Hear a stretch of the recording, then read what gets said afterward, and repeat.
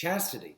Well, now, we all know that we live in a sexually confused and promiscuous and addicted civilization. I mean, in my lifetime, there have always been sinners, but sexuality and sexual morality was not confused. In my lifetime, in my generation, basically managed to throw the baby out with the bathwater. Mm-hmm. So now people are very, very confused. And chastity, or unchastity, just doesn't work. In our setting, what that means is conjugal chastity for couples, celibate chastity for singles who are going to get married, maybe, or for consecrated celibates like brothers and sisters, monks and nuns, who are consecrated to celibate chastity. So chastity means for us, if you're married, you're going to be true to your marriage commitment to your spouse. And for the celibate, it means Jesus will be my spouse, and I will be true to him. Now, by the way, none of us can embrace chastity with just a bunch of don'ts. Any of us, because the temptation for sexual immorality is constant. It is, if you do not think you are force-fed about sexual immorality through the media, you are sadly mistaken. We are bombarded by sexual immorality. There is an agenda to get us there. Do not fool yourself thinking it's not there. It's in every TNT drama. It is constant. It's just like this. So it's coming at us all the time. So the only way I can be true is not by just saying don't. Jesus is my spouse. So whether you're married or whether you're celibate, Jesus has to be your first spouse. We are the bride of Christ. And he fulfills our love, our desire for love. Jesus fulfills that desire for love.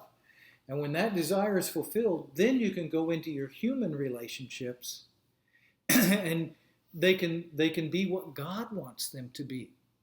He may call you to celibacy or to marriage, but you will be open to his call, not to your agenda. I know people who've tried to be celibate, and it wasn't God's call for them, and they were miserable.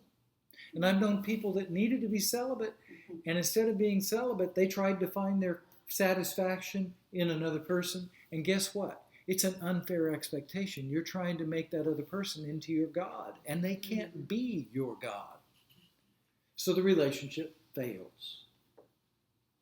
So we embrace celibate and conjugal chastity according to 3 states of life: celibate, consecrated celibacy, the single life, and the married life. So those are the 3 ways we do it. By the way, in good Catholic teaching, there are 3 things necessary for what's called complete sexuality. You guys may have studied these, I don't know. 3 things. This goes all the way back to the 70s, the teaching of the church on sexual ethics. 1 is a complete self-giving. In order for a sexual relationship in Catholic teaching to be Christian, it cannot be, I want to be satisfied, so I'm going to have a relationship with you. That's not Christian. That's self-oriented. It is self-emptying, self-giving. It is the cross.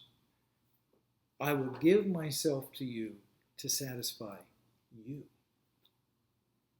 And by the way, you get satisfied as a human being, not just physically, not just sexually, but humanly in that self-emptying.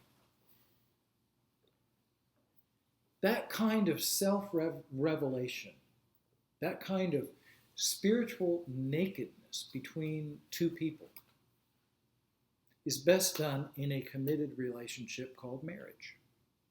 Why? Because if you do this, now in heaven, we're all going to know as we are known. We're going to know every intimate detail of every single person who has ever lived on planet Earth. Bang, in a flash. That's intimate. By the way, that's my definition of purgatory.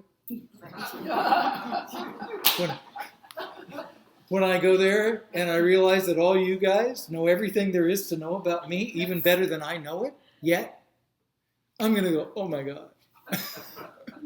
Because you will know me the way God knows me in heaven. And I will know you the way God knows you. And in a way that we don't know each other now, in a way that we don't even know ourselves now. Wow. But on this earth, that kind of self-revelation, if you try doing that with everybody, it cheapens the sacredness of it. That kind of self-revelation, that self-emptying, is done within the sacred union of marriage. And a sexual relationship under ordinary circumstances, children are possible. Now that doesn't mean that couples that can't have children aren't married. That doesn't mean that.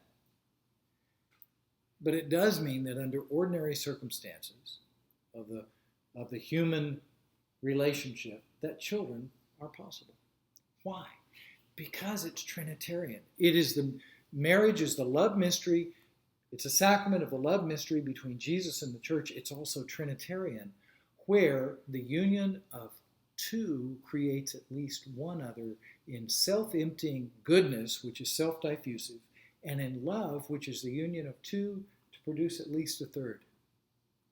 That's the theological definition. So marriage becomes Trinitarian in that sense. See? Well, so the church doesn't teach against, let's name them, what we now call so properly self-pleasuring, what we used to call masturbation. Okay. It doesn't teach against homosexuality so much. It doesn't teach against adultery. It doesn't teach against fornication. It teaches for this love of Christ. And these things naturally are excluded from that. See? Because that doesn't happen. When you take those three things and put them together, it becomes a pro-life, pro-human, mystical spirituality. And if you don't think that's a high calling, you are sadly mistaken. In today's environment where sexuality is being reduced like it was in ancient Rome to mere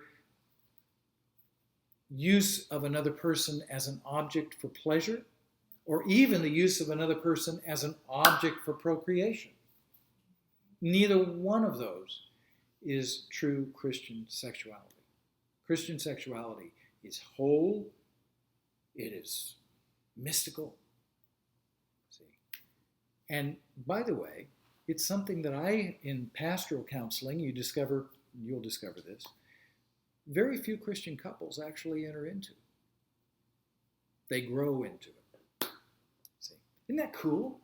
So it's not about being against things, it's about being, so chastity is about being for my love relationship with Jesus and being in the love of the Trinity. And when you are consumed with that love, you have no room, no time, no energy to go outside of that